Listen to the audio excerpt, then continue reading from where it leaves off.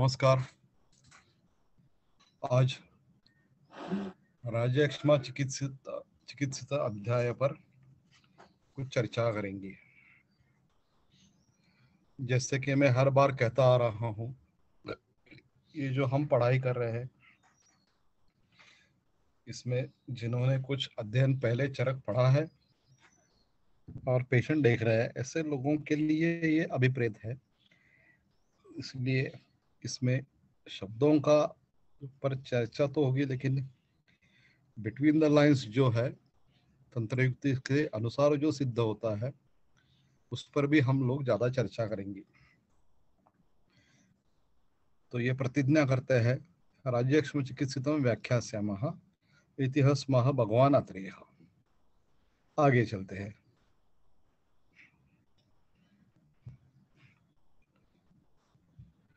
अभी यहाँ पे एक देख लीजिए, ये जो कथा है तो मैं पढ़ रहा हूँ, दिवौ कसाम कथयताम ऋषिभिर्वै श्रुता कथा काम व्यसन संयुक्ता पौराणी शशिनम प्रति रोहिण्यामतिसक्तस्य शरीरम नानुरक्षतः आजगाम अल्पताम इंदोर देहा स्नेह परीक्षयात। अभी यहाँ पे जो महत्वपूर्ण मुद्दा है वो है स्नेह परीक्षयात। आजगाम अल्पताम, अल्प हो गया देह, इंदो का देह, स्नेह परीक्षयात, परिक्षय हो गया स्नेह का। द्वैतृणाम असंभोगेच्छांत शेषाणांच प्रजापतेः क्रोधो निश्वास रूपेण मूर्तिमान निसृतो मुखात् प्रजापतेर्हि दुहितरुर अष्टाविंशतिमंशमान भार्यार्थं प्रतिजग्राह न च सर्वासु अवर्तत गुणान्तमवध्यातं भर्वसु असमवर्तिनं रजः परितमवलम यक्ष्मा शशनम आविशत। अभी ये जो कथा है थोड़ा आगे पढ़ लेते हैं, बाद में इसकी चर्चा करेंगे। रजः परितमवलम यक्ष्मा शशनम आविशत। सो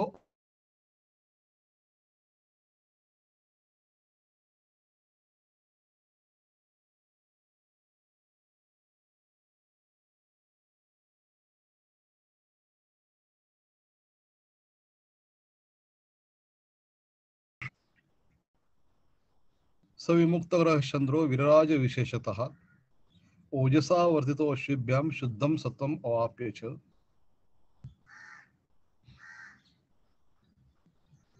अवापच क्रोधो यक्ष्मा ज्वरो रोगः एकार्थो दुःखसंज्ञकः यस्मात् स राज्ञा प्रागासीत् राजयक्ष्मा ततो मतः स यक्ष्मा हुंकृतो अश्विभ्यां मानुषं लोकमागतः लब्ध्वा चतुर्विधं हेतु समाविशति मानवान्। तो अभी यहाँ पे देखने की चीज क्या है, तो इसमें पहले कहा गया है कि रजः परितम अबलम, रजः की प्रेरणा से जो ये हुआ है यक्ष्मा, और उसके बाद उसका फल जो देखते हैं उसमें शुद्धम सत्वम अवापच, उन्होंने शुद्ध सत्व प्राप्त किया। ये जो चिकित्सा का एक अलग ही स्तर है वो हमें बता देता है कि रज एक रजगुण की एक प्रेरणा, एक मूर्तिमान कारण थी इसकी, जो कि परिवर्तन उसका मैनिफेस्टेशन जो है वो पूरा शारीर ही हुआ है, लेकिन उसकी प्रेरणा जो थी वो पहले से ही रज प्रधान थी। और उसका फल चिकित्सा का क्या हुआ है, तो सत्व प्रधान सत्व उसको प्राप्त हुआ। शुद्धम सत्वम, शुद्धम अविमलम जिसको कहते हैं, ऐसा शुद्ध सत्व उसको प्राप्त हुआ। तो ये एक चिंता का नहीं, चिंतन का विषय हो सकता है हमें, कि ये शारीरिक व्याधि नहीं है। शारीरिक, यद्यपि शारीरिक व्याधि है, इसका जो उत्पत्ति शुरू होती है वो रज की प्रेरणा से शुरू होती है। ये एक यहाँ पे देखने लायक मुद्दा है। दूसरी, ये जो यहाँ पे कथा बताई है उसके बारे में मैं कुछ कहना चाहता हूँ। यहाँ पे ऐसा होता है कि हमारी जो शास्त्र की परंपरा है वो एक अलग रहती है, और हमारी मौखिक परंपरा जो होती है जिसमें एक अपने समाज की अपनी एक परंपरा होती है, वो अपनी अपनी एक जैसे कि नदी का प्रवाह बहता है वैसा वो प्रवाह बहता रहता है। उसमें कुछ एक पीढ़ी से दूसरी पीढ़ी से तीसरी पीढ़ी, पीढ़ी दर पीढ़ी ये सब चलता आ रहा है, चलता रहता है। तो ये जो परंपरा है, इसमें अलग अलग तरह की परंपरा होती है। एक तो समाज में नानी जी से या दादी जी से या दादाजी से ऐसे कहने वाली एक कथा होती है कुछ ना कुछ। दूसरी जो वो समाज की अपनी परंपरा होती है। जैसे कि हम घर में देखते हैं कि कुछ पूजाएं होती है, कुछ घर के, हमारे मराठी में जिसको कुड़ाचार बोलते हैं, ऐसे होते हैं। घर की एक परंपरा होती है, वो परंपरा पीढ़ी दर पीढ़ी, जैसे कि अभी शस्त्र पूजन आपने किया होगा, तो शस्त्र पूजन चलता रहता है, पीढ़ी दर पीढ़ी वो शस्त्र पूजन चलता रहता है। ऐसी कुछ परंपरा होती है। शास्त्र की एक अपनी अलग परंपरा रहती है। जैसे कि हमने पढ़ा देखा है कि ऋग्वेद की अपनी एक परंपरा है पाठ करने की, या वेदों की, या जिसको शास्त्र कहा जाता है, मीमांसा, न्याय, वेदांत वगैरह, उनकी एक परंपरा है। तो शास्त्रों की जो परंपरा है उसमें परिवर्तन संभव नहीं होता। लेकिन जो अपनी शास्त्र के सिवा जो अलग अलग परंपराएं होती है, उसमें पीढ़ी दर पीढ़ी कुछ ना कुछ बदलाव होता है, सूत्र नहीं बदलता। तो ये थोड़ा एक अध्ययन करने का विषय होता है।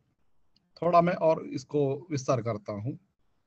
जैसे कि आप गाना जानते हैं, आप नृत्य जानते हैं, वैसे ही आयुर्वेद का भी है कि आयुर्वेद की जो तत्व शास्त्र और व्यवहार जिसको बोलते हैं, तो आयुर्वेद का हो या संगीत का हो या नृत्य का हो या वादन का हो, इनका तत्व नहीं बदला है, शास्त्र नहीं बदला है, व्यवहार बदलता रहता है।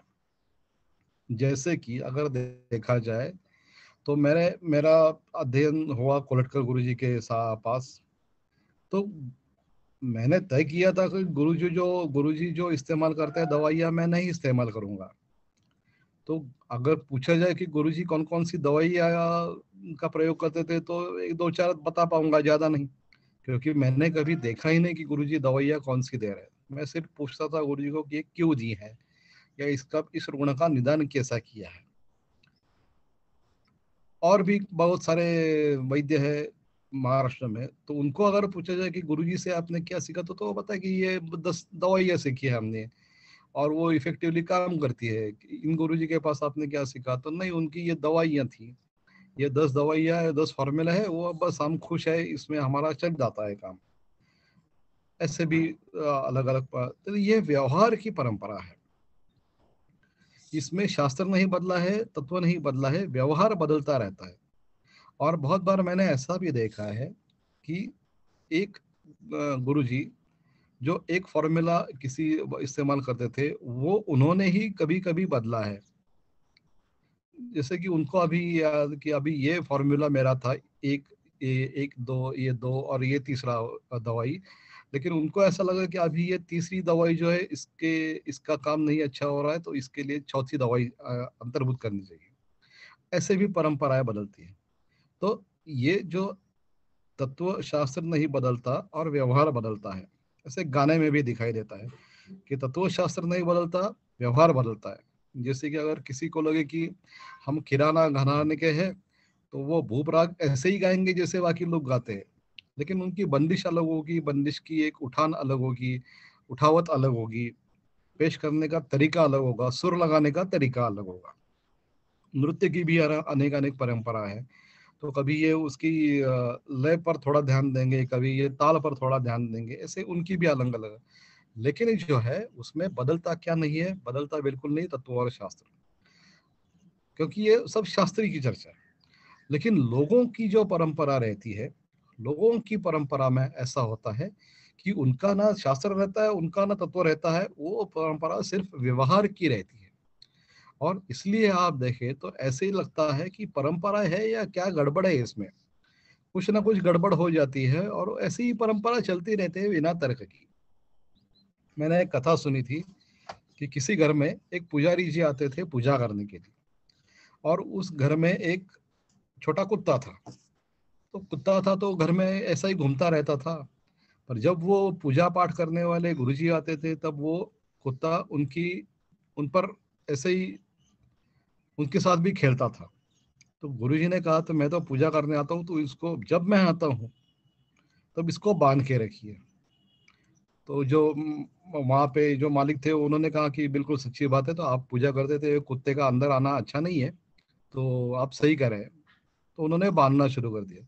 बस इस घर में वो परंपरा शुरू हो गई। अभी उसके बाद क्या हुआ कि कुत्ते के बाद बिल्ली आ गई उस घर में। कुत्ता चला गया, बिल्ली आ गई, लेकिन एक उनमें एक संकेत हो गया कि जब भी गुरु पूजा पाठ करने वाले गुरुजी आते हैं तब ये बिल्ली को बांध के रखना।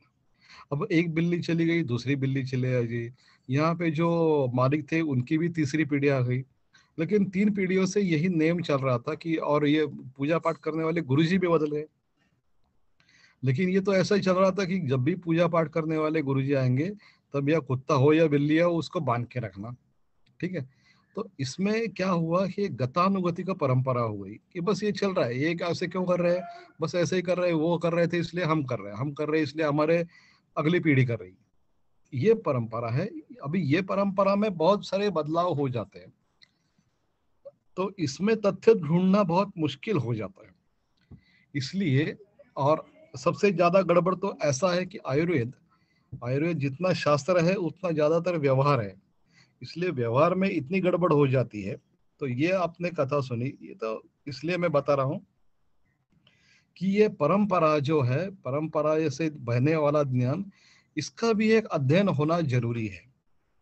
कि ये जो अब इनके लोगों की ये मान्यता है, लोगों की ये मान्यता है, ऐसे बोलते हैं हम कि हमारे यहाँ ऐसा चलता है। क्यों चलता है ऐसा, कभी देखते ही नहीं। लेकिन आयुर्वेद के जो हम लोग विद्यार्थी है उनको ये देखना चाहिए। उदाहरण के तौर पर मैं कुछ आपको बताता हूँ। जैसे कि एक भाण नाम का नाट्य प्रयोग है।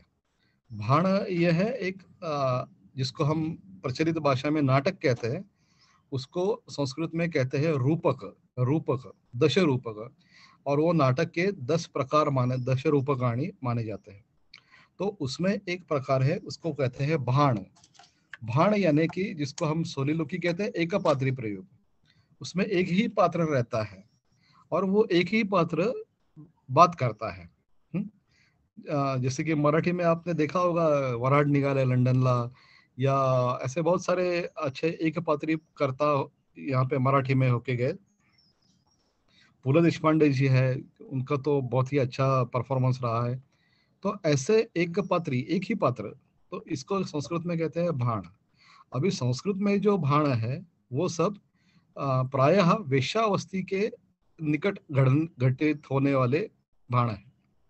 तो उसमें क्या रहता है कि एक एक पात्र है और वो वेश्यावस्थी के संदर्भ में कुछ बातें करता है। जैसे कि प्रस्तुति करता है कि देखो ये आ गया, अभी ये ऐसा कहेगा, उसको मैं ऐसा कहूंगा, क्यों बेटा कैसे हो, क्यों लड़की कैसी हो, वगैरह वगैरह, वो बातें करता रहता है। इसको भाण कहते हैं। ऐसे बहुत सारे भाण प्रसिद्ध है। अभी मैं जब ये भाण पढ़ रहा था तब मुझे उसमें कुछ ऐसी बातें मालूम हुई कि मैं थोड़ा भौचक्का रह गया वहां पे कि ये कैसी परंपरा है। उसमें एक उन्होंने कहा था कि एक पात्र कहता है कि देखो ये जो आगे आ रहा है ना यहाँ से, इन्होंने शिलाजीत और गुड़ का रसायन इतना ले लिया है कि उसको अब शांड्य आ गया है। देखो अब बात क्या है। तो वो कहता है कि शिलाजीत और गुड़ का इन्होंने, इस आदमी ने इतना रसायन ले लिया है कि इसको शांड्य आ गया है। तो मैं तो भौचक्का गया कि अभी ये क्या हो रहा है। लेकिन भाण में है, और ये लगभग 200 साल पुराना भाण होगा, शायद ज्यादा भी होगा। तो ये इनकी लोगों की ये डॉक्यूमेंट कैसे हो गया ये कि शिलाजीत और गुगुड़ रसायन है, और अत्यधिक शिलाजीत के रसायन के सेवन से शांड्य आ जाता है, ये कैसे हो गया। तो मैंने कुछ वैद्यों से बातें की, ग्रंथों में भी देखा तो है कि शिलाजीत और गुगुड़ का अति सेवन निषिद्ध है। विशेषतः नव गुगुल का अति सेवन निषिद्ध है। और संयोगवश मुझे ऐसे बहुत सारे केसेस मिल गए जिनका मैंने जिक्र भी लिखा लेखन में किया है क्या हो जाता है कि शुगर आ जाती है या लिपिड आ जाते हैं, और लिपिड यानी मेद और मेद यानी गुग्गुल, ऐसा समीकरण बना के लोग यथा तथा जहाँ हो सके उतना चंद्र प्रभा और ये कुछ ना कुछ गुग्गुल चंद्र प्रभा विशेषता इतनी बड़ी मात्रा में देते हैं कि उनको इरेक्टाइल डिस्फंक्शन आ जाता है। ऐसा मैंने बहुत सारे केसेस में देखा है। तो अभी देखो कि ये क्या हो गया कि ये लोक परंपरा में आ गया कि शिलाजीत और गुग्गुल का अतिसेवन शांडकर है। ऐसा ग्रंथों में आपने कभी सुना है या देखा है कि शिलाजीत और, लेकिन ये लोक परंपरा में आ गया। अभी लोक परंपरा में आ गया तो इसका मतलब ये तो नहीं होता कि आप इस पर ऐसे आंखें बंद करके विश्वास करें, लेकिन यह आपको एक रिसर्च का विषय मिल जाता है। ऐसे ये भाड़ में मिल गया। तो ऐसे बहुत सारे यहाँ पे आ जाता है कि आ, उसमें कुछ उल्लेख आ जाते हैं ऐसे ग्रंथों में। जैसे पुराण है, पुराणों में बहुत सारी बातें ऐसी होती है कि कुछ फॉर्मूले बताए होते हैं। जैसे कि कामसूत्र है, कामसूत्र में कुछ वाजिकर दवाइयाँ बताई है, कामसूत्र में कुछ वर्णीकरण ले बताए।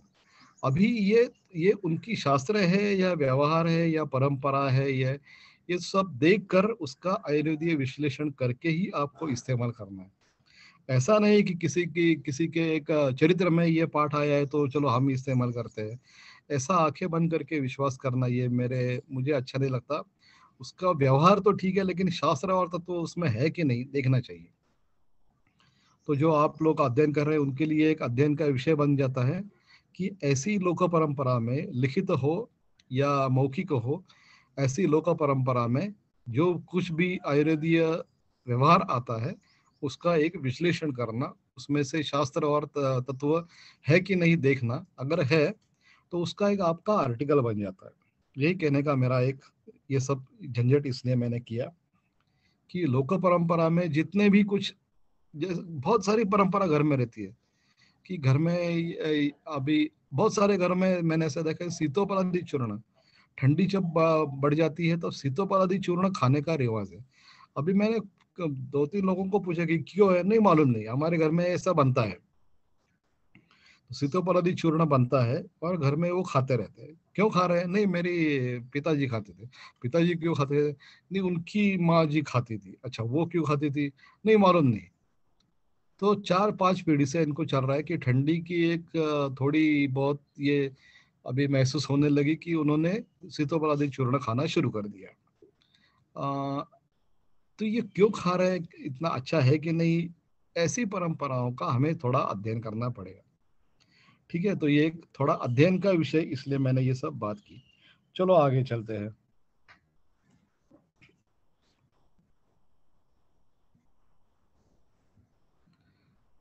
अभी यहाँ पे उन्होंने कहा है अयथा बलम आरंभम वेग संधारणम क्षयम लक्ष्मण कारणम विद्या चतुर्थम विषमाशनम। अभी पहले तो हमने देखा कि यक्ष्मा का आरंभ रजक की प्रेरणा से होता है, और यक्ष्मा का ठीक होना उसका फलश्रुति बताया गया है कि शुद्धम सत्वम अवापच, शुद्ध सत्व प्राप्त होना। तो ये एक अलग सी बात है, यहाँ पे शारीरिक की वर्णन नहीं की है, सिर्फ जो बताए गए हैं वो सत्वरज तम का एक अलग स्तर बताया गया है, और शरीर की बात थोड़ी सी 2 नंबर पर रखी गई है। अभी यहाँ पे यक्ष्मण कारणम विद्या चतुर्थम विषमाशनम, तो पहले 3 जो कारण है वो सब विहारात्मक हेतु है, और चौथा जो है वो आहार हेतु है। तो यहाँ पे भी देख सकते हैं अयथा बलम आरंभम वेग संधारणम क्षयम, इसमें भी आप देख सकते हैं कि रजक की प्रेरणा यही एक विशेष कारण है। चलो आगे चलते हैं।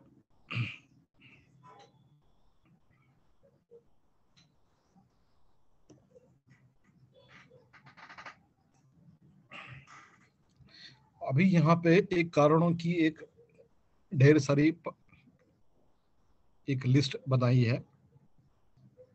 युद्धाध्ययन भाराध्व लंघन प्लवनादिभिः पतनैरभिघातैर्वा साहसैर्वा तथा परैः अयथा बलमारम्भैर्जन्तोरुरसि वीक्षते वायुः प्रकृपितो दोषौ उदीर्यो प्रधावति स्वशिरस्था शिरशूलं करोति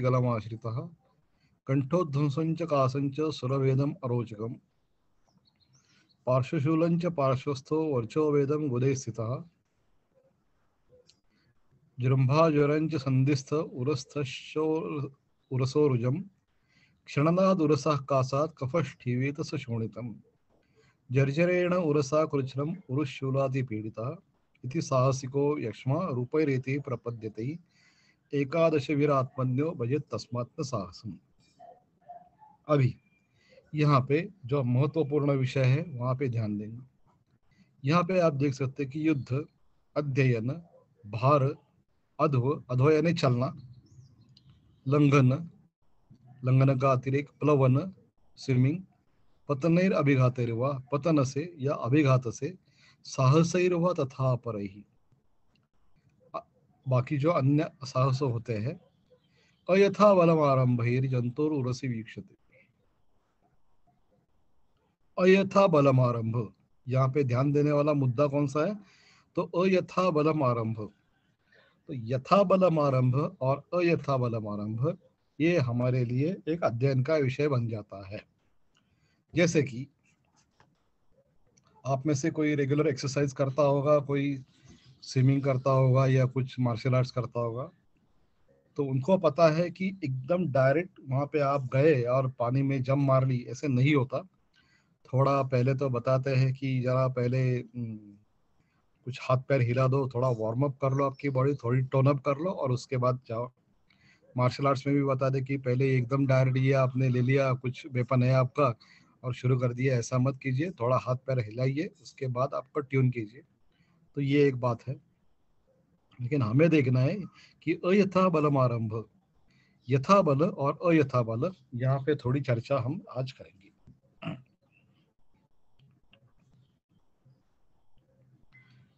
और यहाँ पे जो अंतिम पंक्ति है, बचे तस्मान साहसम, साहस ना करे। अभी बल, यथा बल, अयथा बल और साहस, इनकी चर्चा जरा थोड़ी हम ज्यादा करेंगे, यहाँ पे थोड़ी करेंगे। तो ऐसा है कि हमें प्रायशः उठकर ऐसी नहीं इच्छा होती कि चलो आज युद्ध करना है। किसी को स्वाभाविक रूप से कुछ कुछ प्रकृतियां छोड़ के ऐसी नहीं इच्छा होती कि चलो युद्ध करना है। अध्ययन करने की तो जरूरत होती है, लेकिन युद्ध हो या भार वहन हो या लंघन हो या प्लवन हो, ये सब उठ के कोई ऐसा नहीं चाहता कि जन्म से कि चलो मुझे ये तो करना ही है। पतन हो, ये तो पूरा अपने हाथ में ही नहीं है। अभिघात है, ये तो अपने हाथ में ही नहीं है। लेकिन ये आपकी प्रेरणा से शुरू होता है। युद्ध तो रज की प्रवृत्ति से शुरू होता है। अध्ययन के लिए भी प्रेरणा लगती है। तो आपकी प्रेरणा से ये सब शुरू होता है। आपकी प्रेरणा से शुरू होता है, तब ये बताते हैं ग्रंथकार कि यहाँ पे बल का चिंता करो आप। अयथा बलम आरंभ ही, यथा बल आरंभ कर दो आप, तो कोई उनको दिक्कत नहीं है ग्रंथकारों को। लेकिन आप अयथा बलम आरंभ करो तो गड़बड़ है। कैसे गड़बड़ हो जाती है? तो आपका बल कितना है? बल की परीक्षा हम करते हैं व्यायाम शक्ति। व्यायाम आप जितना कर सकते हो, बलम व्यायाम शक्तिया परीक्षित। तो आपका व्यायाम, विशेषण आयाम कितना कर सकते हैं, इसको आप बोलते हैं बल। तो आपका बल जितना है उसी के अनुसार आप आरंभ करें, ये तो कहा गया। अभी मुद्दा ये आ जाता है कि सैनिकों है उनका बल, अगर वो जितना बल है उतने ही अगर वो युद्ध करे तो क्या होगा? पर्याप्त होगा? नहीं होगा। तो इसके लिए एक अभ्यास जब बल वृद्धि, ये एक अपने लिए अध्ययन का विषय बन जाता है जो स्पोर्ट्स मेडिसिन है। तो स्पोर्ट्स मेडिसिन में ये बिल्कुल कोई देख लेते हैं आप कि अयथा बलम आरंभ नहीं करना है, तो फिर हम लड़ाई करें कि न करें, तो फिर हम घुड़सवारी करें कि न करें, फिर हम कुश्ती करें कि न करें।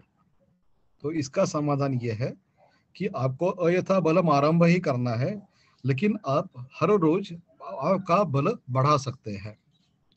आपका बल किस किस से बढ़ जाता है? तो आपका एक आजन्म साथ में जो बल, आजन्म जन्म से कुछ बल होता है, एक कालज बल होता है, एक अभ्यासज बल होता है। तो इसके लिए आपको एक फ्रेमवर्क मिल जाता है कि कालज बल आप बढ़ा सकते हैं, अभ्यासज बल आप बढ़ा सकते हैं, अध्ययन से बल बढ़ा सकते हैं, और उसके साथ ये आप युद्ध विद्ध सब कर सकते हैं। लेकिन ग्रंथकारों की दिक्कत यह है कि आपको आपकी क्षमता नहीं है और आप चले किसी को लड़ाई करने बलवान से, तो गड़बड़ है। लेकिन जो स्पोर्ट्स वाले हैं या सैनिक है या जिनको कुछ विशेष प्रयोजन है, उनको तो आप बल बढ़ा सकते हैं। और ये जो अंतिम पंक्ति है वहां पे भी जो लिखा है कि तस्मा न साहसम भजेत, साहस ना करे। आपकी क्षमता के अनुसार ही ये सब आपको, ये सब जो आपकी क्षमता बढ़ानी है, तो क्षमता बढ़ाने का एक अपना एक तरीका होना चाहिए। अभी ये ग्रंथकारों का कहना थोड़ा थोड़ा उल्टा पुल्टा हो जाता है कि ऐसे लगता है कि इन ग्रंथकारों ने एक तो कहा है कि युद्ध ना करे, अध्ययन ना भार अध्ययन अति ना करे, तो इसका मतलब करे कि ना करे। मैं 12-12 घंटे, 14-14 घंटे, 20-20 घंटे पढ़ाई करूं कि ना करूं? हाँ बिल्कुल करो, लेकिन एक से एकदम से आज शुरू किया और आज 12 घंटे मत पढ़ाई करो। आज 1 घंटा करो, कल 2 घंटे करो, ऐसे करते करते आप 20 घंटे भी पढ़ाई कर सकते हो। युद्ध करना है तो आप देख सकते हैं कि जो खड़ग का या गदा का युद्ध होता है, उसमें आप ऐसे नहीं कि जैसे चित्रपट में दिखाते हैं कि वो पकड़ ली तलवार और पूरा 1 घंटा तलवार घुमा रहे, नहीं हो सकता ऐसा। आपने कभी देखा है, नहीं देखा है तो एक तलवार उठा लीजिए और एक घुमाने की कोशिश कर कीजिए। पूरे 1 मिनट भी आप ऐसे रैंडम भी तलवार घुमा नहीं सकते। तो आपके सामने शत्रु खड़ा है और आप ऐसे उसके साथ पौन पौन घंटा लड़ाई करें, ऐसा नहीं होता। वो बैच वाइज जाते हैं, 4-5 लोग आगे जाते हैं, लड़ाई करते हैं, 4-5 मिनट के बाद वापस आते हैं, अगली टीम जाती है। ऐसा होता है कि ऐसा नहीं कि कोई आ गया और बस 1 घंटा लड़ाई कर रहा है। अभी ये जो बंदूक वगैरह है उससे हो सकता है, उससे कंटिन्यू फाइट हो सकती है। लेकिन तलवार में जो है आपके सामने शत्रु रहता है, आपके 1-2-4 फुट अंतर में रखता है, और वो भी प्रतिकार करता है ना। तो ऐसे प्रतिकार में आप ज्यादा फाइट नहीं कर सकते कितनी भी आपकी क्षमता हो। तो ये जो चित्रपटों में दिखाते हैं कि वो पूरा 1 पौन घंटा फाइट कर रहा है, नहीं ऐसा नहीं होता। बैच वाइज होता है। लड़ाई चलती है 3-3 घंटे, 4-4 घंटे, 5-5 घंटे, ज्यादा भी चलती है। लेकिन एक आदमी 8 घंटे नहीं लड़ाई करता। वो जाता है वापस आता है, थोड़ा 1-2-4 मिनट रेस्ट करता है, वापस जाता है। ऐसे बैच वाइज उनका चलता है। तो इसके लिए भी आपका एक बल का अधिक होना जरूरी है, और ये बल आपको आप बिल्कुल बढ़ा सकते हैं। अभी ये स्पोर्ट्स का एक आपका अध्ययन का पूरा विषय है। जैसे कि आपके पास लोग आते हैं, पूछते हैं कि मुझे ये स्पोर्ट्स करना है, करूँ कि ना करूँ। तो आपके लिए ये अध्ययन का विषय हो जाता है कि इसकी प्रकृति क्या है, इसका साथ में जो बल बढ़ाना है, अभ्यास जो बल बढ़ाना है, काल जो बल बढ़ाना है, या उसका कौन से धातु का बल बढ़ाना है, ये सब अध्ययन का आपका विषय हो जाता है। और उसके साथ आप कर सकते हो कि अभी ये अयथा बलम आरंभ आपका नहीं होगा, आपका यथा बलम आरंभ ही होगा। और आप इसका अध्ययन, या आप अध्ययन नहीं, आपका ये जो कुछ युद्ध या अध्ययन या भारत जो करना है वो आप कर सकते हैं। वो माइकल फेल्प्स है, वो दिन में 12-12 घंटे, ओलंपिक का सबसे ज्यादा गोल्ड मेडल जिसके पास है स्विमिंग का, वो माइकल फेल्प्स, वो 12-12 घंटे ऐसे तैरता है। तो ये उसका जो है वो अभ्यास जो बल है, साथ में जो बल है उसका, ऐसे नहीं कि उसको उसने पहले दिन ही, और वो जो साथ में जो बल है वो उसने एक सिस्टमेटिक तरीके से बढ़ाया है। तो ये ध्यान में रखना जरूरी है। अभी यहाँ हमारे एक वैद्य है पुणे में, निगड़ी में, वैद्य अमृता देशमुख जी, उन्होंने इसी पर बलोपासना, इसी विषय पर उनका एक पीएचडी का अध्ययन उन्होंने किया है कि कैसे बल बढ़ाया जाता है, किस तरीके से बल बढ़ाया जाता है, आपका अत्यधिक बल क्षय हो रहा है, इसकी मूल्यमापन कैसे करें, और उसके अनुसार आपका बल बढ़ाने का कुछ तरीका कैसे आप तैयार करें। आपको आहार क्या रखना चाहिए, विहार क्या रखना चाहिए, आपका खेलने का जो या युद्ध करने का जो खेलने का है, जो करना है, उसका एक सिस्टम कैसे डेवलप करें, ये सब अध्ययन उन्होंने किया है। अति व्यायाम का कुछ परीक्षण भी उन्होंने तैयार किया है। तो आप उनसे बात कीजिए या उनका एक अलग से बात करके आपको वो पता चल जाएगा। उनका उनको मेरा आग्रह है कि आप जल्दी से जल्दी अपना थीसिस पब्लिश कीजिए, ताकि सब लोगों को ये जो उन्होंने मूलभूत काम किया है उसका जरा थोड़ा पता चले। तो कहने का मतलब था कि अयथा बलम आरंभ ये हमारे लिए एक नकारात्मक सूचना नहीं है, ये सामान्य लोगों की चर्चा है। लेकिन विशेष लोग जो होते हैं, जो सैनिक है या स्पोर्ट्स करने में करियर करना चाहते हैं, उनके लिए ये नहीं है। अभी ये आयुर्वेद का भी एक आपको ध्यान रखना पड़ेगा कि ग्रंथों का जो वर्णन होता है उसका भी एक, जिसको बोलते हैं, टारगेट ऑडियंस क्लियर होता है। तो ग्रंथों में जो वर्णन यहाँ पे आया हुआ है वो सामान्य लोगों के लिए। और एक बात मैं ऐसे ही अभी प्रसंग से बता देता हूँ कि जैसे वाजीकरण में हमने ग्रंथों में मैथुन के कुछ नियम बताए हैं कि इस ऋतु में इतनी बार करे, इस ऋतु में इतनी बार करे। और वहां पे कामसूत्रकार जो कहते हैं कि शास्त्राणाम विषयस्तावत् यावत् रति न तुम न विद्यते प्रवृत्ति रति चक्रे तो नैव शास्त्रम न चक्रमा। यानी कि शास्त्राणाम विषयस्तावत्, शास्त्र की चर्चा तब आती है जब तक आपकी रति इच्छा ज्यादा नहीं व्यक्त होती। जब रति आपकी व्यक्त होती है तब नहीं, शास्त्र नहीं रहता, क्रम भी नहीं रहता, कुछ भी आप करते हैं। तो अभी लगता है कि ये दोनों कंट्रोवर्सी है, तो ये कंट्रोवर्सी नहीं है। आयुर्वेद का जो मैथुन का चर्चा है वो सब चर्चा ही संतान के लिए मैथुन की है, और कामसूत्र वालों ने जो मैथुन की चर्चा की है वो सब क्रीड़ा मैथुन की है, यानी कि एंजॉयमेंट के लिए मैथुन की चर्चा है। तो वो अपनी जगह सही है, आयुर्वेद अपनी जगह सही है।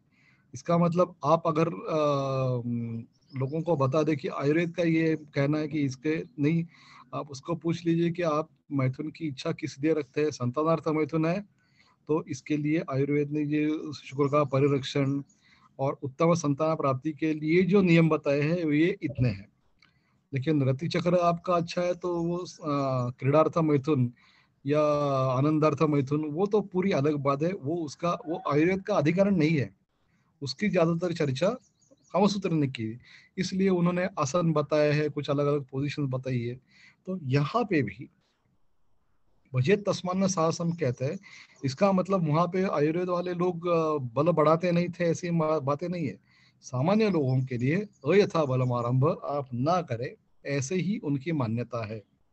लेकिन विशेष लोग जो है, जो युद्ध करना चाहते हैं, अध्ययन करना चाहते हैं, या चलना चाहते हैं, या उपवास करना चाहते हैं, कुछ सामाजिक संकेत हो या धार्मिक संकेत हो, तो उनके लिए अपने को आप, यानी कि आयुर्वेद वालों को, आपको सब एक अलग उनका फ्रेमवर्क तैयार करना पड़ेगा।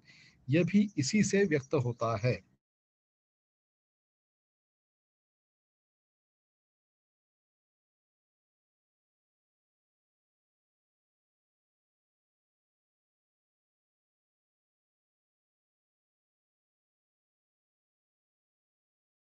आरंभी जंतु उरसी विक्षते, वहाँ पे क्षत होता है, और वायु प्रकोपितो दोषौ उदीर्यौ उभौ प्रधावती, वात का प्रकोप होता है, दोषों का उदीरण करते हैं।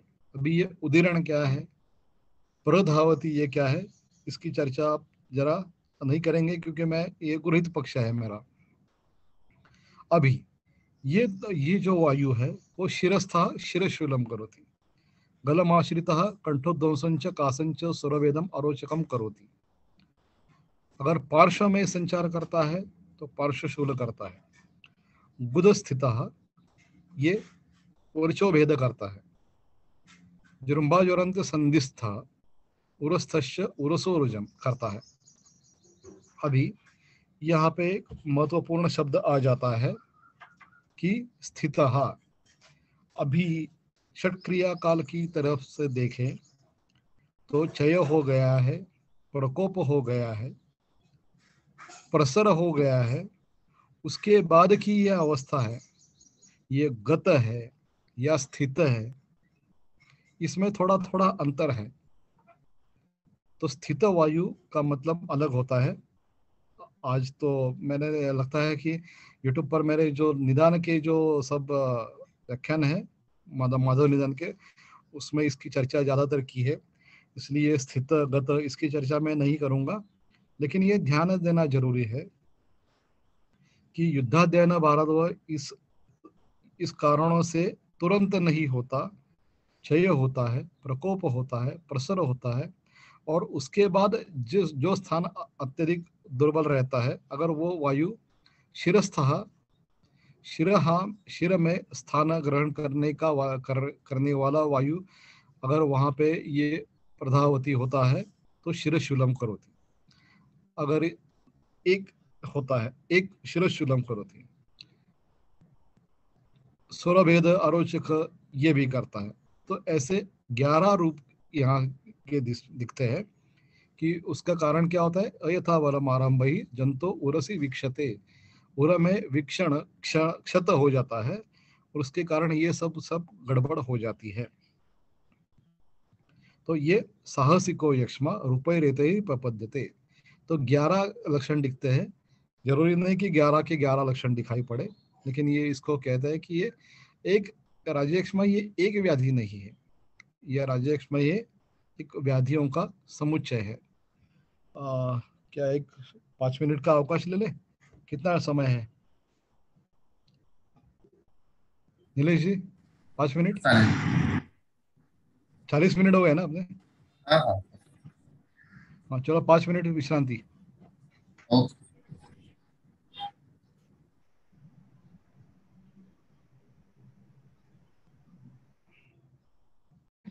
नीलेश,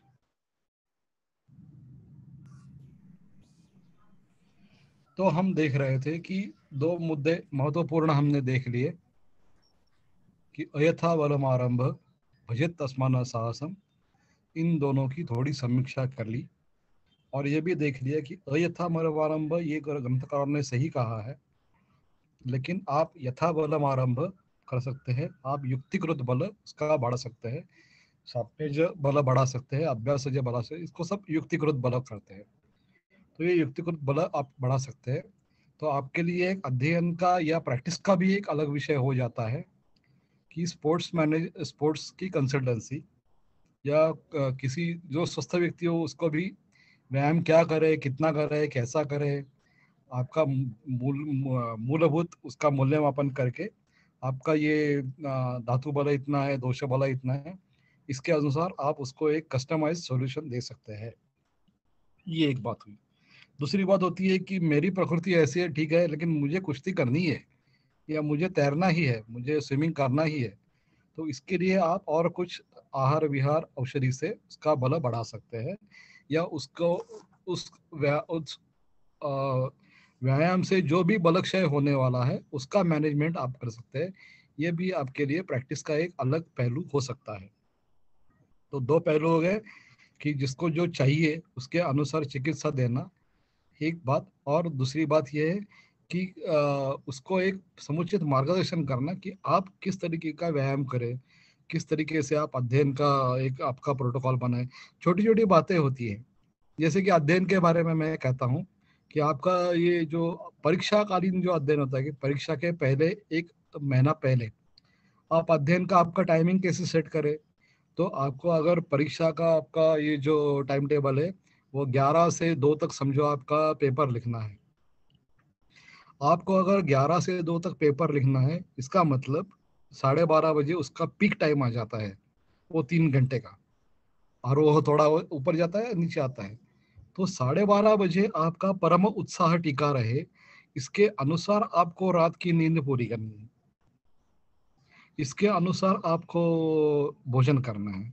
तो अध्ययन के लिए बाकी साल भर तक अध्ययन ये अलग बात है, लेकिन परीक्षा का अध्ययन जो होता है उसके लिए हम लोग उसका कस्टमाइज सॉल्यूशन देते हैं कि आपका पेपर कितने बजे है, उसमें ऋतु कौन सा है। ये भी आपके लिए एक प्रैक्टिस का विषय हो सकता है। मैं और लीना जी ने ऐसे बहुत सारे स्कूलों में अध्ययन के ऐसे मैनेजमेंट, परीक्षाकालीन आहार विहार औषधि, ऐसे बहुत सारे व्याख्यान आज तक दिए हैं। अभी तो हमने जरा थोड़ा कम कर लिया है, नहीं तो 2 साल तो ये हुआ ही नहीं है, ऑनलाइन परीक्षा ही नहीं, ऑफलाइन परीक्षा ही नहीं हुए, लेकिन ये आपको एक कस्टमाइजेशन उसका कर सकता है, प्रैक्टिस का एक अलग पहलू उसका हो सकता है। तो ये इतने पहलू इसमें से आपको पता चले कि युद्ध अध्ययन सैनिकों को भी आपको कुछ अलग सा दे सकते हैं सॉल्यूशन कि आप कुछ ऐसे होता है ना कि मुझे सैनिक बनना ही है, तो बनना है तो आपको क्या करे, तो उसको आपके डेवलपमेंट आपके बल बढ़ाने के लिए ये करना जरूरी है, आहार विहार औषधि, ऐसे आप सॉल्यूशन दे सकते हैं। तो इतने ये सब आपके लिए प्रैक्टिस के या रिसर्च के या अध्ययन के पहलू इन श्लोकों में से मिल गए, और एक की संप्राप्ति भी हमने देख ली कि ये ऐसा यकायक नहीं होता। अभी यहाँ पे अभिघात से यकायक हो सकता है, पता नहीं ही अभिघातेरवा, इससे हो सकता है, लेकिन साहस जब अत्यधिक हो जाता है, अध्ययन जब अत्यधिक हो जाता है, भार वहन अत्यधिक हो जाता है, लंघन अत्यधिक हो जाता है, प्लवन अत्यधिक हो जाता है, तब ये थोड़ा गड़बड़ होता है, क्षय होता है दोषों का, प्रायः वात का प्रकोप होता है, प्रसर होता है, उसके बाद ये स्थित गत ये सब अवस्थाएं आती है। तो इसके साथ थोड़ा आगे बढ़ते हैं, आगे वाले जो निदान की चर्चा है वो करेंगे।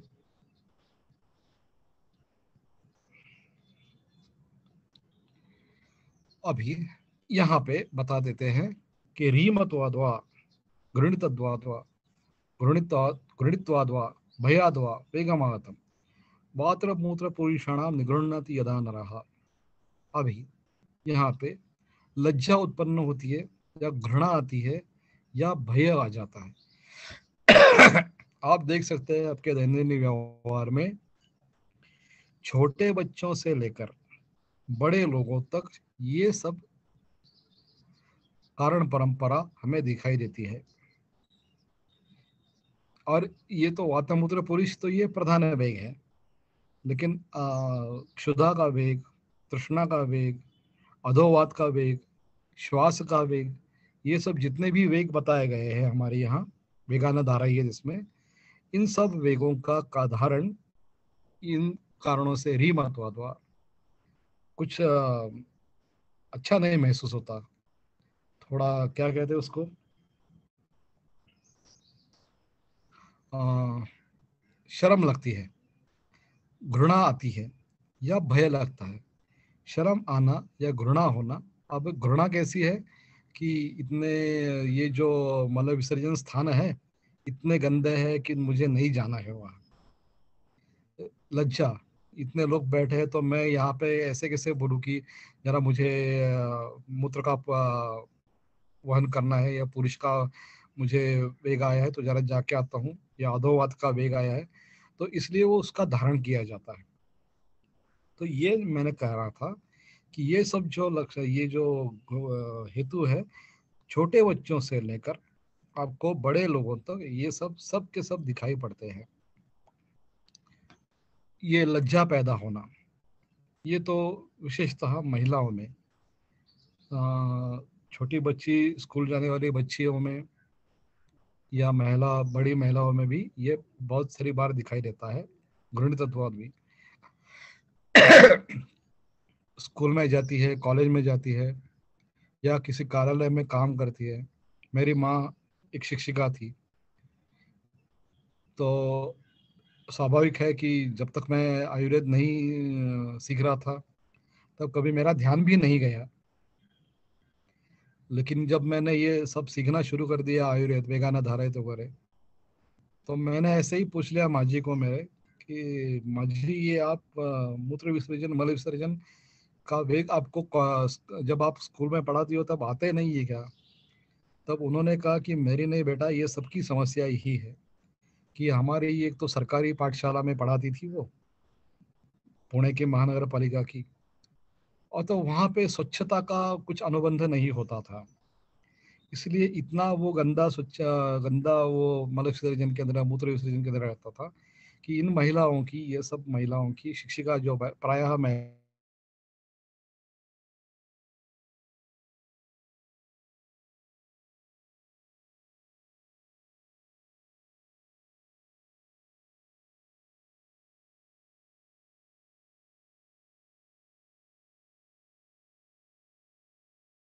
का इस्तेमाल नहीं करते थे, वो ऐसे भाग जाते थे।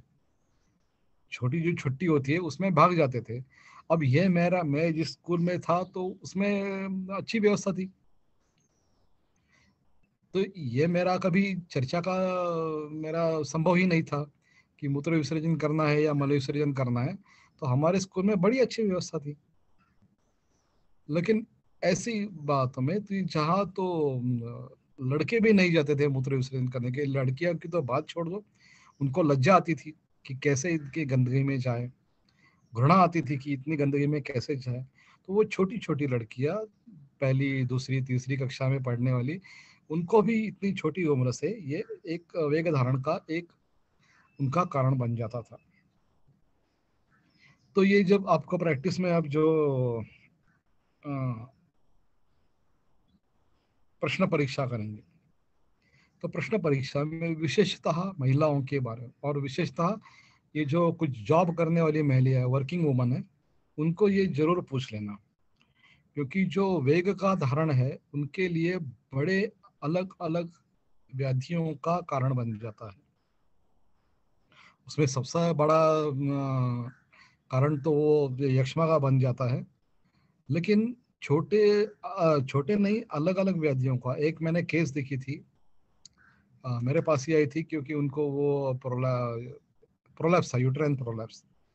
और प्रोलैप्स इतना था कि वो यूटरस ऐसे मूत्र मार्ग पर दिखाई दे रहा था, योनि मार्ग के बाहर तक दिखाई दे रहा था, इतना प्रोलैप्स था। तो मैंने तो देखा नहीं था ये केस ऐसे पहले कभी, कभी मैं कॉलेज हॉस्पिटल में पहली बार देखा मैंने। और वो जो थी वो भद्र महिला थी, मेरे नानी जी की या दादी जी की उम्र में थे। मैं तो तब ऐसे ही नए नए प्रैक्टिस शुरू की थी। तो मैंने पूछा, मराठी में आजी बोलते हैं उनको, नानी जी या दादी जी को। तो मैंने पूछा कि अजी, आप कभी मूत्र विसर्जन करती नहीं थी क्या जब आप पढ़ा? वो भी शिक्षिका थी। तो वो बोली, महिला बोली कि बेटा, हमारा स्कूल इतना गंदा था कि मुझे रिटायर होने तक इच्छा ही नहीं हुई। जब सुबह एक बार और शाम एक बार, तो वही मेरी आदत रिटायर होने के बाद भी वही चल रही है। तो मैंने कहा, अजी अगर ये आप नहीं बदलोगे आदत, आपको अभी मूत्र का वेग आता नहीं क्या? तो बोले, आता तो है लेकिन मैं अभी जाना नहीं चाहती, वो जो मेरी आदत पड़ गई, सुबह एक बार शाम को एक बार। मैंने कहा, अजी हमारे शास्त्र में 6 बार जाना ये उचित माना गया है, क्षणमूत्री, दिन में 6 बार जाना। अभी आप देख लीजिए कि ये जो महिला है, मेरे नानी जी की है, तभी दादी जी की उम्र की थी वो, उस समय रिटायर हो गई थी, कुछ 60-65 साल की थी वो महिला। अब वो ड्यूटी पे ज्वाइन हो गई हुई जब वो 20-25 साल की थी तब से। तो ये 30 साल से 40 साल से ये महिला मूत्र वेग का और मल वेग का धारण कर रही है। तो वहां पे उनका गुदभ्रंश हो जाना या यूट्राइन प्रोलैप्स हो जाना इतना स्वाभाविक है। तो ठीक हो गया, क्योंकि वो सर्जरी नहीं करना चाहती थी, इसलिए मेरे पास आई थी। तो लगभग कुछ 2-4 महीने उनकी वात की चिकित्सा करने के बाद वो ठीक हो गया। लेकिन उनको मैंने पहला पत्ते बता दिया था कि आप अभी जो इतना वेग धारण किया है तो आपको दिन में 6 बार जाना उचित है, उसमें कुछ शर्माने की बात नहीं है। अब तो आपका घर है, अच्छा है, तो आप जाइए। तो उसके बाद उनका थोड़ा थोड़ा कम हो गया। और भी एक बार मैंने देखी है, थोड़ी अलग ही है। मेरे कुछ रुग्ण है, वो हाई प्रोफाइल है, इनकी खुद की कुछ बड़ी बड़ी कारें हैं, अपना खुद का बड़ा कारोबार है। तो उनको भी मैंने ये पूछ लिया कि ये वेग धारण आपका होता है क्या? तो उन महिलाओं ने कहा कि नहीं। तो भाग पर पूरा ये ऐसा रैश आया था, फंगल इन्फेक्शन था। बड़े महिला है, व्यस्त रहती है, बड़ा कारोबार है उनका। तो प्रथम प्रश्न मेरा इतना स्वाभाविक था कि ये जो हुआ है आपका, ये वेग धारण से हुआ क्या? तो बोली, वेग धारण नहीं करती मैं। तो मैंने कहा, क्यों नहीं कर, क्या होता है फिर?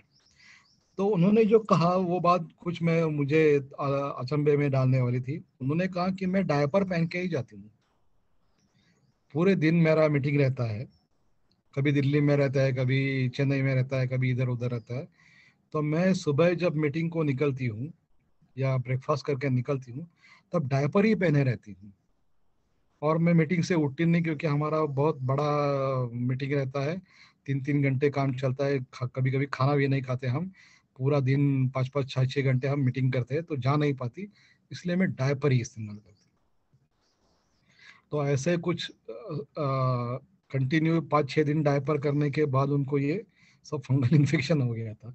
तो ये मैंने पहली बार देखा। तो ये आपको इसलिए बता रहा हूँ कि आप भी पूछा कीजिए। ये जो हाई प्रोफाइल रुग्ण आते हैं उनमें ये भी एक हो सकता है कि वेग धारण नहीं कर सकते, लेकिन ये अलग ही बात हो जाती है वेग धारण ना करने, वेग धारण के यहाँ पे। तो वेग धारण ये एक बिल्कुल गंभीर विषय है, विशेषतः महिलाओं के लिए। तो मैंने तो अभी मेरे कुछ पुणे के शैक्षणिक संस्थाएं हैं, उनमें कुछ मेरी पहचान है। तो ऐसा मैंने देखा था कि पुलिस वाली जो अपनी भगिनी है, महिला है, तो उन तो ड्यूटी पर रहती है, उनको भी ये समस्या आ जाती है। तो मैंने कुछ संस्थाओं में कहा था कि आप अपने जो स्वच्छता गृह है वो पुलिस महिलाओं के लिए खुले कर दीजिए, क्योंकि ये जो महिला है वो जा नहीं पाती, दिन दिन पूरा दिन उनको, अपनी बहनें ही है वो, तो अपने इन बहनों को ऐसे पूरे दिन खड़ा रहना पड़ता है, वो जा नहीं पाती। तो उनका ये हेतु ना बन जाए, इसलिए आप जितनी भी पब्लिक ऑफिसेस है या स्कूल है या शैक्षणिक संस्था है, उनके जो स्वच्छतालय है ये तो आप उनके लिए खुले कर दीजिए। अभी आप तो ये अच्छा हुआ है कि भारत सरकार ने ही अलग अलग जगह पे इनकी व्यवस्था अच्छी कर दी है, इसलिए थोड़ा ये वेग धारण का थोड़ी समस्या कम हो गई है। लेकिन फिर भी रीमतवाद व घृणितत्व भय भय कम हो गया है, लेकिन रीमत्व घृणितत्व, अभी आप गांव को देख लीजिए। ये तो शहर की मैं बात कर रहा हूँ, गांव में देख लीजिए आप, ये जो महिलाएं हैं ये, या शहर में भी, ये जो झुग्गी झोपड़ियों की बस्तियां हैं, यहाँ पे जो भद्र महिलाएं हैं, काम करती है, वहां पे रहती है, तो वो दिन शुरू होने से पहले या दिन पूरा रात होने के बाद ही उनका मल या मूत्र का विसर्जन करती है। पूरे दिन वो नहीं करती, क्योंकि एक भय रहता है कि हमें कोई देख ना ले। अभी जहाँ पे जितनी झुग्गी झोपड़ी में स्थानिक स्वच्छता गृह बन गए उनकी बात अलग है, लेकिन मैं जब छोटा था, या बिल्कुल 10-20 साल पहले भी मैंने देखा है कि जब मैं कुछ जल्दी स्विमिंग के लिए जाता था या कुछ व्यायाम करने के लिए जाता था, तब ऐसी महिलाओं की वहाँ पे एक लाइन लगी रहती थी, और वो सब महिलाएं थोड़ा मल विसर्जन करने, मूत्र विसर्जन करने, ऐसे कई कई थोड़े से जो मैदान थे वहाँ पे जाती थी, क्योंकि वो दिन खुलने के बाद, सूरज के उगने के बाद वो वहाँ नहीं जा पाती थी। तो ऐसे गांव में भी ऐसी बहुत सारी गड़बड़ है, उसके अलग अलग परिणाम भी होते हैं। तो अभी तो सरकार ने या बहुत सारी एनजीओ ने ऐसा कर दिया कि गोबर गैस प्लांट है, आपके घर में ही कीजिए, ये सब। और अभी प्रधानमंत्री योजना से भी आपके बहुत सारे स्वच्छता गृह बन रहे हैं, तो अभी नहीं हो रहा है, लेकिन ये भी एक हेतु था एक 5-10 पहले। अभी तो कम हो गया है, लेकिन पूरा बंद नहीं हुआ है। तो ये जो कहा गया है, वातामूत्र पुरुषाणाम निगृह्णाति वेगम आगतम यदा नरः नरः उपलक्षण, महिलाओं में ये सब ज्यादा पाया जाता है। तदा, तब क्या होता है, वेग प्रतिघातात, प्रतिघात होता है, कफ पित्ते समीरयन। अभी यहाँ पे भी कारण भी कौन सा है, तो वायु ही है। कुरुते अनिलः, अनिलः वात करता है, अभी यहाँ वात करता है, इसके कारण आपको एक सूचना मिल जाती कि यहाँ पे करने वाला वात है। कफ पित्ते समीरयन, आपने यहाँ पे देखा कि यहाँ पे दोषो उदीर्यो, दोषों का उदीरण करता है, यहाँ पे ईरण करता है, उद ईरयण, यहाँ पे ईरयण ईरण करता है। अभी पिछली बार उन्होंने कहा दोषो उदीर्यो, उदीर्य यानी उद, ऊपर की दिशा में, और यहाँ सिर्फ ईरण करता है। ये थोड़ा फर्क है, चिकित्सा में अंतर आ जाता है, जब चिकित्सा देखेंगे तब ये देखेंगे, चर्चा हम करेंगे। तो ईरण करने के बाद ऊर्ध्वम तिर्यक अदशैव विकारान कुरुते अनिलः। कौन करता है यहाँ पे? अनिल करता है। ऊर्ध्वम, ईरण करता है कहाँ पे? ऊर्ध्वम करता है, तिर्यक करता है, अधः ईरण करता है, और अनिलः वहाँ पे विकारों को उत्पन्न करता है। कौन कौन से विकार है? प्रतिश्चायंच कासंच स्वरभेदम अरोचकम पार्श्वशूलम शिरशूलम ज्वरम अवसावमर्दनम अंगमर्दम मोक्षर्द्यम वर्चोवेदम त्रिलक्षणम रूपाणि एकादशीतानि यक्ष्मा ये उच्यते महान। अभी पहले जो यक्ष्मा देखा हमने वो साहस के कारण होने वाला यक्ष्मा देखा, वहां के जो लक्षण है वो अलग है, एकादश लक्षण। यहाँ के जो लक्षण है वेग धारण जन्य वो अलग है। अभी आपके लिए अध्ययन का विषय बन जाता है कि आपके यहाँ जो रुग्ण आते हैं उनकी वेग धारण की एक अध्ययन करना, वेग धारण का या वेग उदीरण का एक अध्ययन करना। तो और आप अभी तो एमडी विमडी कर रहे हैं, तो मुझे लगता है आप अगर एक गुट में से मिलके ये कुछ सुझाव आप थोड़ा अध्ययन करके कि इतनी कारणों से ये जो सब भद्र महिला है, हमारी बहनें हैं, माँ समान है, या लड़कियां भी हो सकती है हमारी इसी उम्र की, तो इनका वेग धारण होना एक समस्या है। इसका थोड़ा आप डॉक्यूमेंटेशन करके पूरा आप उसका सुझाव भी एक दे सकते हैं। ये आपके लिए एक गुट का अध्ययन कार्य भी हो सकता है कि महिलाओं के वेग धारण का अध्ययन और उसके सुझाव अगर आप दे दे तो उसका एक बड़ा अच्छा प्रभाव आयुर्वेद का आयुष मिनिस्ट्री को भेज सकते हैं, आप डायरेक्ट प्रधानमंत्री जी को भी भेज सकते हैं। लेकिन उसका एक अच्छी तरीके का डॉक्यूमेंट होना चाहिए कि हमने 200 लोगों को देखा या प्रश्न पूछे, उनकी समस्याएं समझ ली, उसका एक अध्ययन कर लिया, उसके बाद ये हम सुझाव दे रहे हैं कि ऐसा ऐसा करना चाहिए। तो आप एमडी करते करते कि भी ये अध्ययन कर सकते हैं। तो इस पर देखते हैं, यहाँ पे भी जो बताया गया है कि कुरुते अनिलहा, तो इसके कारण आपको मैंने कहा कि एक चिकित्सा की सूचना ही मिल जाती है आपको कि यहाँ पे प्राथमिक चिकित्सा क्या करनी है। अभी एक देख लेना जरूरी है कि यद्यपि ये भी क्षय हुआ है, प्रकोप हुआ है, प्रसर हुआ है, उसके बाद होने वाला ये सब खेल है, लेकिन इस प्रतिशय, इसका स्वर भेद का जो अभिव्यक्ति है वो अलग अलग होगी। ये प्रतिशय वही नहीं होगा जो भी वाताप्रधान ही होगा। प्रतिशय प्रतिशय तो व्यात का ही व्याधि है, लेकिन इस यहाँ का प्रतिशय और साहसिक रूप का प्रतिशय ये सब अलग होगा। ये कैसे पता चलेगा आपको? तो ये आपको उपशय अनुपशय से पता चलेगा।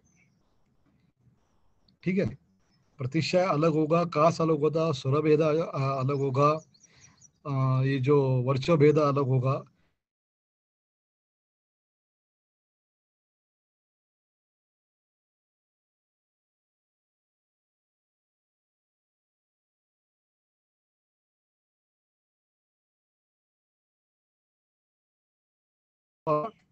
साहसजन्य होगा। अभी यहाँ पे वेग धारण जन्य है, उसका मैनिफेस्टेशन थोड़ा अलग होगा। इसको अगर वर्षो भेद होता है तो उसका भेद नहीं होगा, उसका मल का फॉर्मेशन अच्छी तरीके से होगा अवकाश देने से। तो आपको ये डायग्नोसिस के लिए क्लियर हो जाएगा कि ये जो वर्षो भेद है ये प्रश्न परीक्षा से तो पूरा हो जाएगा कि वेग धारण के कारण हुआ है, लेकिन प्रश्न परीक्षा से जो अवधारण करना है वो निदान का निश्चय करना है, वो आपको ये उपशय अनुपशय से वो पता चल जाएगा। ठीक है, एक शिशुपाल वध काव्य है, शिशुपाल वध नामक का काव्य है, माघ कवि का काव्य है, बड़ा अच्छा काव्य है। उसमें श्री कृष्ण जी ऐसी, दूसरा सर्ग है उसमें श्री कृष्ण जी ऐसी दुविधा में पड़ गए हैं कि ये शिशुपाल तो हमें बहुत कष्ट दे रहा है और वहां पे युधिष्ठिर ने जो है वो हमें यज्ञ के लिए बुलाया है, तो मैं यहाँ जाऊं कि वहां जाऊं, ऐसी दुविधा में पड़े हैं। तो वो उनके बड़े भाई बलराम जी और उनके मंत्री को बुलाते हैं और पूछते हैं कि मैं अभी इस दुविधा में पड़ा हूँ, तो आप मेरे सलाहकार हैं, तो आप मुझे ये जानकारी दीजिए कि मैं क्या करूँ। तब उनके जो मंत्री होते हैं, बलराम जी तो आक्रामक है, योद्धा है, तो बोलते हैं वो यज्ञ विघ्न होता रहेगा, उसकी कोई चिंता करने की जरूरत नहीं, चलो आप उठो और शिशुपाल को खत्म कर दो। लेकिन जो उसके मंत्री रहते हैं वो बड़े सोचने वाले आदमी हैं। तो वो कहते हैं कि देखो श्री कृष्ण जी, ये यक्ष्मा जैसे एक समूह होता है, यक्ष्मा एक व्याधि नहीं होता, यक्ष्मा अनेक रोगों का समूह होता है। वैसे ही ये शिशुपाल एक आदमी नहीं है, ये अनेक राजाओं का समूह का प्रतिनिधित्व करता है। तो देखो, एक ये ऐसे ही बता रहा हूँ कि लोगों को यक्ष्मा, जो परंपरा की बात मैंने कही, तो शायद हो सकता है कि माघ ने ये अपना आयुर्वेद पढ़ा हो, तो इसलिए उन्होंने कहा कि ये यक्ष्मा एक रूप नहीं है, एकादश रूप है। तो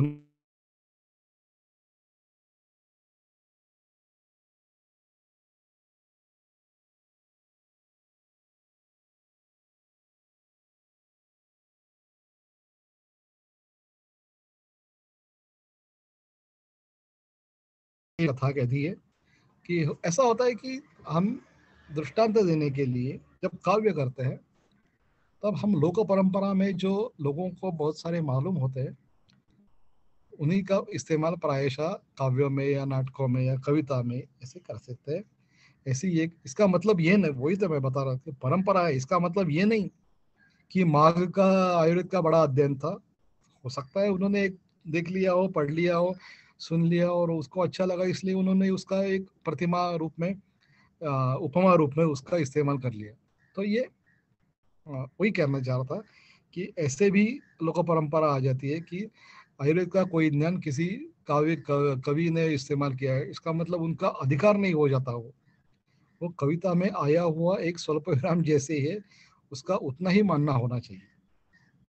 एक बड़े वैद्य थे, तो कुछ बातें हुई कि कदली की बातें हुई, तो मेरा कुछ कालिदास का प्यार मुझे, मेरा आज तक है, अभी तक है। मैंने कहा इस अवस्था में कदली का इस्तेमाल क्यों करना है? तो वो बड़े गुरुजी थे, बड़े विद्वान थे, तो उन्होंने कहा कि क्या भैया, तेरा ही कालिदास कहता है ना। और ये कह के उन्होंने कह दिया कि कालिदास की वो पंक्ति मुझे सुना दी। तो मैं थोड़ा हंसने लगा, तो बोले क्या हंस हंस क्यों रहा है? तो मैंने कहा गुरुजी, मेरी दो शंका है। एक तो आपने जो कहा उसके बाद, जो कदली के बारे में जो कहा उसके बाद, कर्कश गुण के बारे में उन्होंने, कालिदास जी ने हाथी के सूंड का वर्णन किया है। कर्कश यानी खर गुण, कर्कश खर समानार्थी से। तो अगर हमें खर गुण इस्तेमाल करना है, तो क्या हम हाथी की सूंड का क्वात बना कर दे कि हाथी की सूंड को ऐसे ही थोड़ा उसका सिद्ध गुरुत्व बना के दे, सिद्ध तेल बना के दे, क्या करे? तो थोड़े संतप्त हो गए कि तू बहुत मजाक करता है। मैंने कहा मजाक की बात नहीं है, ये तो मेरा शंका है। कालिदास अगर कहता है तो अच्छी बात है ना, मेरा कालिदास का प्यार तो अभी तक है और वो नहीं जाएगा। लेकिन कालिदास को आयुर्वेद का विद्वान मानना नहीं जरूरी। उन्होंने कदली का एक वर्णन किया है, उपमा देने के लिए कहा है, और उसके बाद कुछ जो हाथी के सूंड की वर्णन किया है वो भी उपमा रूप में किया है। तो ये भी अलग बात है कि कहने का मतलब है कि ऐसे किसी चरित्र में, धार्मिक चरित्रों में या धार्मिक ग्रंथों में अगर कोई वर्णन आ जाता है, तो उसको वाच्यर्थ से लेने की जरूरत नहीं है। आप उसका जो इंफॉर्मेशन आई है वहां पे, उसका एक थोड़ा आप सही तरीके से अध्ययन करें कि इसमें शास्त्र है, तत्व है कि नहीं। और व्यवहार सिर्फ चल रहा है तो, व्यवहार सिर्फ चल रहा है तो छोड़ दीजिए।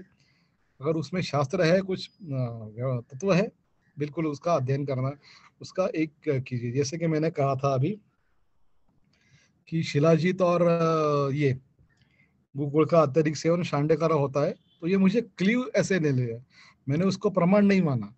उसके बाद मैंने लगभग 100 लोगों का एक मेरा मेरा कुछ खुद का एक अध्ययन किया। उसके बाद मैंने पता चला कि ये बिल्कुल होता है। और उसके बाद मैंने ये शिलाजीत या गूगल वाले कल्प जो है, वो मैं कभी भी 1 ग्राम से ज्यादा 1 महीने से ज्यादा देता नहीं। ज्यादा से ज्यादा मेरा डोज रहता है 1 ग्राम पर डे, यानी कि 250 मिलीग्राम की गोली हो तो 4 गोली पूरे दिन में, और ज्यादा से ज्यादा 1 महीना। और कभी भी बूढ़े लोगों को, 50 साल के बाद वाले लोगों को मैं गूगल देता नहीं हूँ।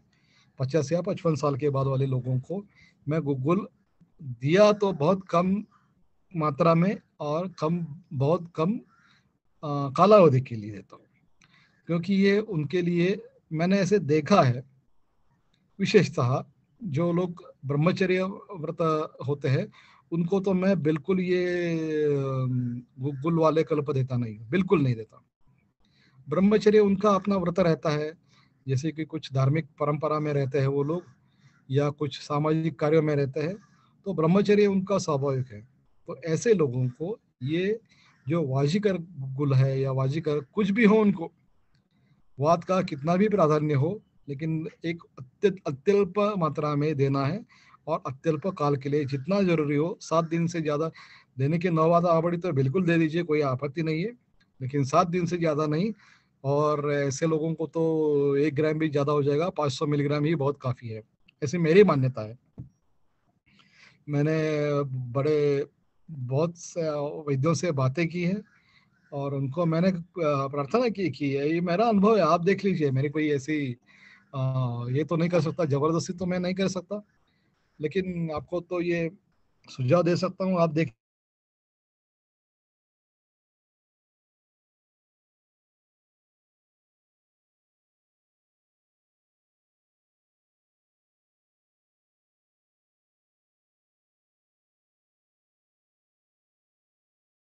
बिल्कुल दिखलाते थे। ठीक है, क्या अभी उनकी मान्यता है तो करें, जरूर करें। देखे थे, लेकिन अभी कोई देखना नहीं है। तो ये भी थोड़ा सा विमार्गमन हो गया हमारा। यहाँ पे देख लेते हैं। तो रीमतवादवा, ऐसे यहाँ पे मैंने आपको एक रिसर्च का पोटेंशियल बता दिया। रीमतवादवा, घृणितत्वा, भयादवा, इस कारणों से होने वाला, विशेषतः महिलाओं में होने वाला एक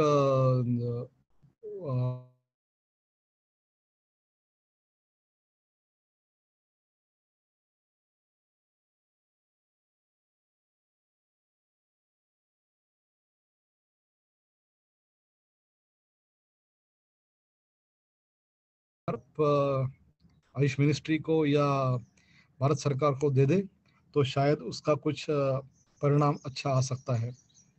और ये कैसी बात है कि अगर अकेला भी मैं सुझाव दे सकता हूँ, ये ऐसी कोई बात नहीं है, दिए भी है मैंने। लेकिन क्या होता है, कोई एक व्यक्ति अगर देता है तो उसकी संख्या की कुछ मर्यादा रहती है। अगर आप इंस्टीट्यूट के लेटर हेड पर ये सुझाव भेज देते हैं, तो उसका जरा थोड़ा गांभीर्य अलग होता है।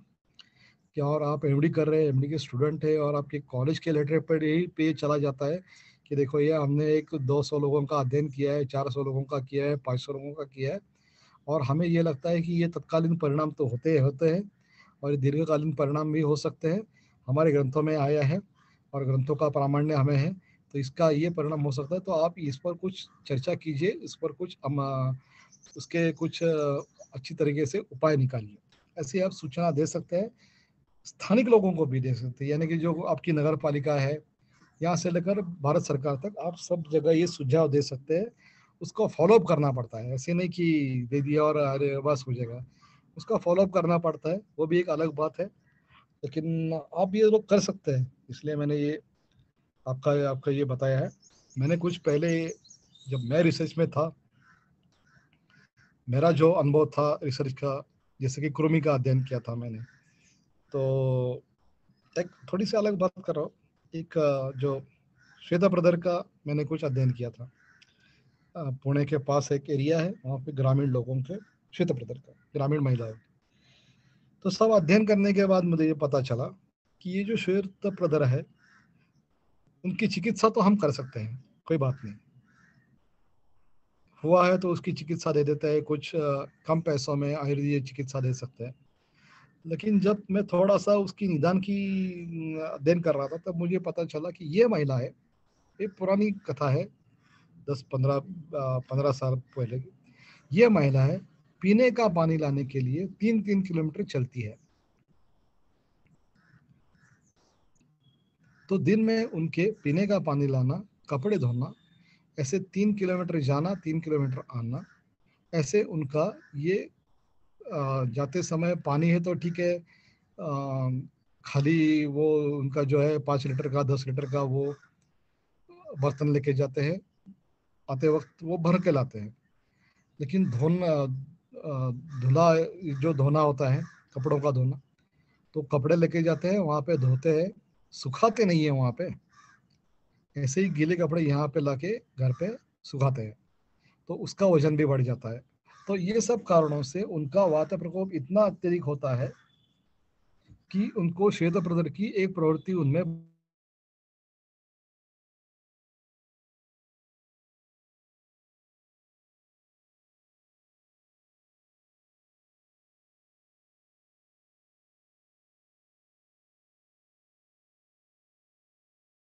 वो क्या, उसके लिए आपको ग्राम्य विकसन जो विभाग है संस्था का, उनको उनके पानी के पीने के पानी का कुछ व्यवस्था कुएं करना या बोरवेल करना या कुछ अलग व्यवस्था करना, इसकी जरूरत आपको है। तो ऐसा है कि ये आयुर्वेद का जो जब हम अध्ययन कर सकते हैं तो कभी कभी ऐसे भी कुछ मालूम हो जाता है, तो ये हमने करना चाहिए। ऐसे नहीं कि बस ये मेरा काम नहीं छोड़कर, तत्कालीन समाधान हम जरूर करेंगे लेकिन दीर्घकालीन का एक सुझाव आप बिल्कुल दे सकते हैं। अ, अभी ये नया शुरू करना है कि कितना टाइम है? अभी 4 मिनट। मुझे लगता है आज के लिए इतना काफी है, 4 मिनट ही रह गए, तो अगले शुरू करने के लिए जरूरत नहीं है। नीलेश जी, आज ठीक इतना ही करते हैं। Okay sir.